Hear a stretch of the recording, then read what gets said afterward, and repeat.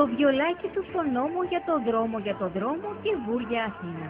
Διότι μάλλον ήξερε ο νεαρός Αλεξάνδρ ότι θα έχει καθυστέρηση η πτήση του και σου λέει ας πάρω και το βιολάκι μου να τους πω το παραμύθι να μην με βαρεθούν.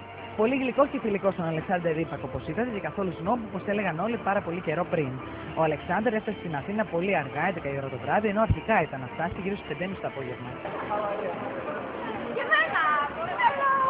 Φιλί! Και εμένα! It's not your first time here in Greece. No. This is my favorite place for vacation. Although now I don't think I have time for vacation. Αυτό ήταν. Ήθελες να κερδίσεις την Eurovision. Να έγινες με το βιολί σου. Τόσο που τη βλέπω, ούτε στο κομμωτήριο δεν προλαβαίνεις να πας. Έχει και τα καλά του βέβαια το θέμα. It's pretty interesting because I knew that I had a chance to win. That's true. But what's surprising is that people still care about me after the Eurovision. That's very strange.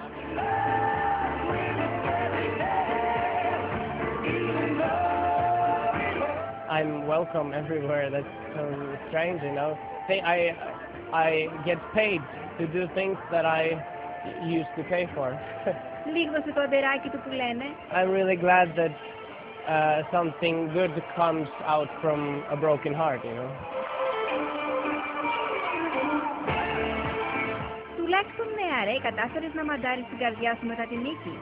Γύρισε η Ingrid Berg με χούς για την οποία έγραψες και το Fairy Tale ή τίποτε ακόμη. She didn't call me. She called every newspaper though, but not me.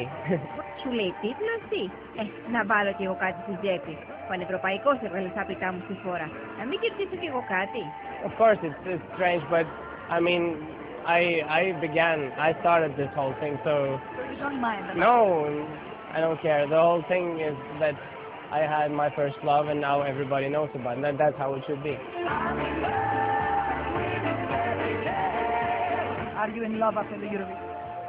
No, but because it would be strange. I mean, it would be sad if I were together with a girl now and I had to sing this song about the last girl, you know. That wasn't logical. Επόμενο κορίτσι θα κυκλοφορήσουμε επόμενο τραγούδι. Καταλάβαμε. Για όσους πιστεύετε πάνω θα μπορούσατε να τον εμπνεύσετε, ο Άλεξ μας θα μείνει και σήμερα για συνεντεύξεις τα οποία πρόλαβε τον Ρήπακ είδε.